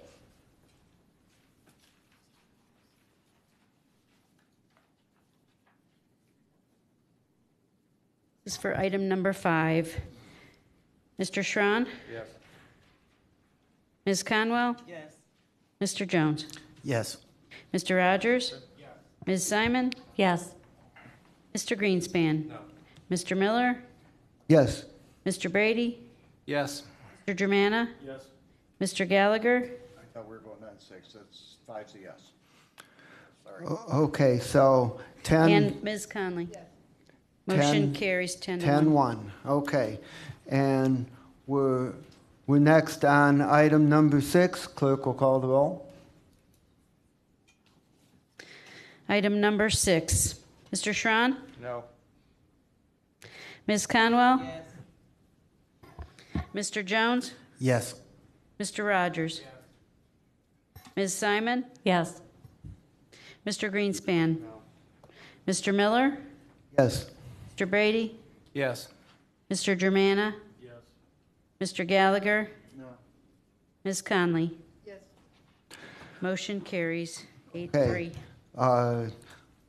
Item number 7, and keep in mind, this is as amended with $100,000 in 2014 and $100,000 in 2015. Clerk will please call the roll. Calling the roll for item number 7. Mr. Schron? Yes. Ms. Conwell? Yes.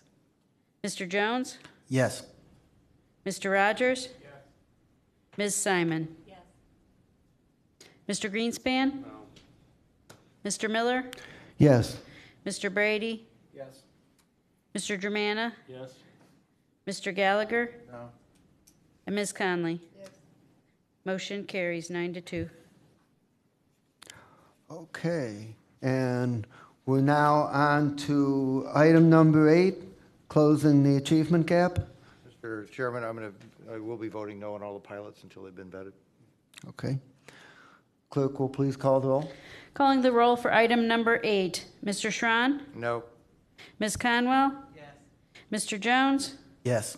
Mr. Rogers? Yes. Ms. Simon? No. Mr. Greenspan? No.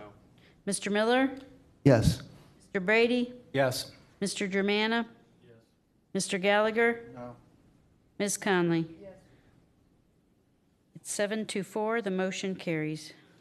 Okay, and invest in children, number 9, universal pre-K. Item number 9, Mr. Schron? Yes. Ms. Conwell? Yes. Mr. Jones? Yes. Mr. Rogers? Ms. Simon? Yes. Mr. Greenspan? No. Mr. Miller? Yes. Mr. Brady? Yes. Mr. Germana? Yes. Mr. Gallagher? Yes. And Ms. Conley? Yes. Motion carries 10-1. Item number 10, invest in children, early childhood mental health. Item number 10, Mr. Schron. Yes. Ms. Conwell. Yes. Mr. Jones. Yes. Mr. Rogers. Yes. Ms. Simon. Mr. Greenspan. No. Mr. Miller. Yes. Mr. Brady. Yes. Mr. Germana. Yes. Mr. Gallagher. Yes. And Ms. Conley. Yes. Motion carries 10-1. Number 11, Office of Reentry. Item number 11, Mr. Schron. No. Ms. Conwell. No. Mr. Jones. Yes. Mr. Rogers. Ms. Simon. No. Mr. Greenspan. No. Mr. Miller. Yes. Mr. Brady. Yes. Mr. Germana. Yes. Mr. Gallagher. No. Ms. Conley. Yes. Motion carries 6-5. Item number 12, Children and Family Services, Independent Living College Experiences, Pilot Program. Item number 12, Mr. Schron. No. Ms. Conwell. No. Mr. Jones. Yes. Mr. Rogers. Yes. Ms. Simon. No. Mr. Greenspan. No. Mr. Miller. Yes. Mr. Brady. Yes. Mr. Germana. Yes. Mr. Gallagher. No. Ms. Conley. Yes. Motion carries 6-5.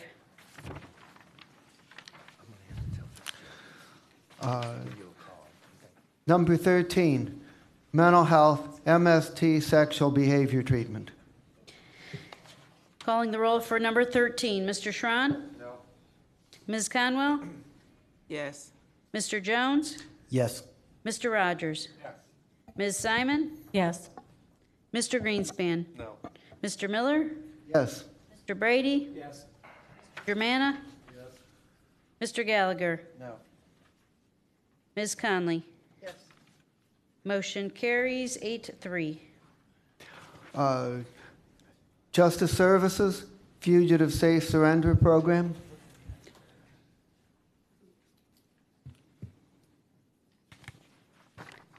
Item number 14, Mr. Schron. No.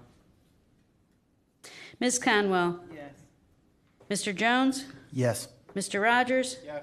Ms. Simon. Yes. Mr. Greenspan. No. Mr. Miller. Yes. Mr. Brady. Yes. Mr. Germana. Yes. Mr. Gallagher. No. Ms. Conley. Yes. The ayes have it, 8-3. Children and Family Services, Homeless Service Coordinator position. Item number 15, Mr. Schron. No. Ms. Conwell. No. Mr. Jones. Yes. Mr. Rogers. Yes. Ms. Simon. Mr. Greenspan. No. Mr. Miller. Yes. Mr. Brady. Yes. Mr. Germana. Mr. Gallagher. No. And Ms. Conley. No. The motion does not carry. 5-6.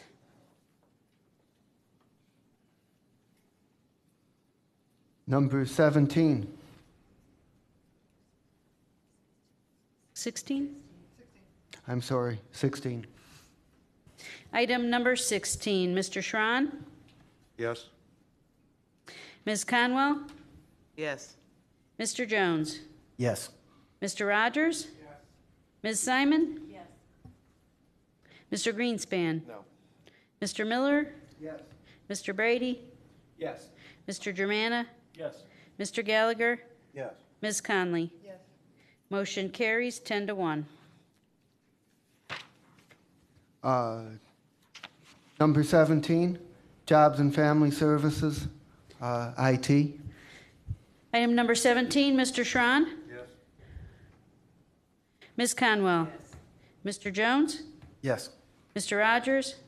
Ms. Simon. Yes. Mr. Greenspan. No. Mr. Miller. Yes. Mr. Brady. Yes. Mr. Germana. Yes.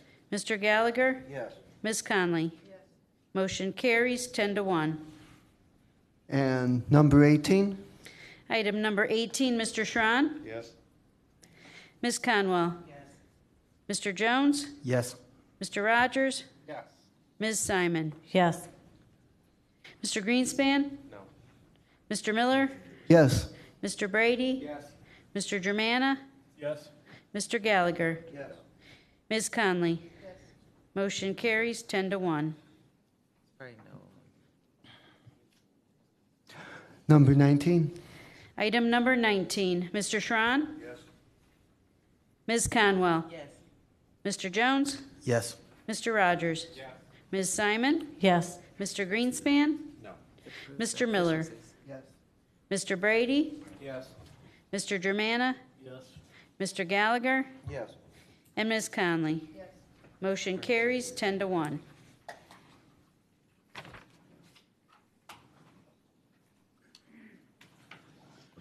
Number 20?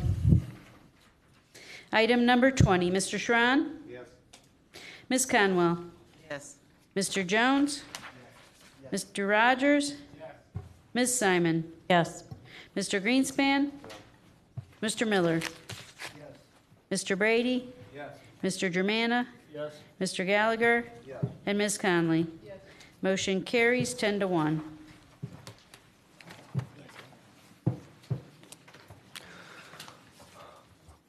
Okay, we've completed the voting on the amendments, and the items have been all incorporated into the resolution except for the one item, the item on the Homeless Services Coordinator position. And the question is now on the entire budget resolution, which includes the amendments that were adopted on the general fund at the last meeting, the amendments that were adopted on this meeting, and we need a resolution to recommend it for passage under second reading suspension so that we can complete it on time prior to the December 15th deadline that's in our ordinance. Is there a motion to that effect? Second. It's been moved and seconded. Any further discussion? I just want to say thank you to all of my colleagues for an inordinate amount of time and effort and energy spent on this process, and for all your help and cooperation. Any further discussion? The clerk will call the roll. Okay, this is for moving the entire budget as amended the other day and today for second reading adoption under suspension of rules. And starting with Mr. Schron. Yes. Ms. Conwell. Mr. Jones. Yes. Mr. Rogers. Oh. Ms. Simon. Yes. Mr. Greenspan. Yes. Mr. Miller. Yes. Mr. Brady. Yes. Mr. Germana. Yes. Mr. Gallagher. Yes. And Ms. Conley. Motion carries. 10-0, is that correct? 10-0, okay. Okay, has anybody signed in for public comment unrelated to the agenda? Mr. Chairman, no one has signed in. Okay, before we adjourn, I would also like to thank Director Parks, Director Rubino, and all the directors, staff, and our county executive, and everybody else from the administration, as well as our own council staff, particularly Trevor McAleer, who spent very long hours on this. So I would like to thank all of you. Is there a motion to adjourn? Second. All those in favor say aye. Aye. Any opposed? My goal was 4 o'clock. We came within 6 minutes. That's not bad. We're adjourned.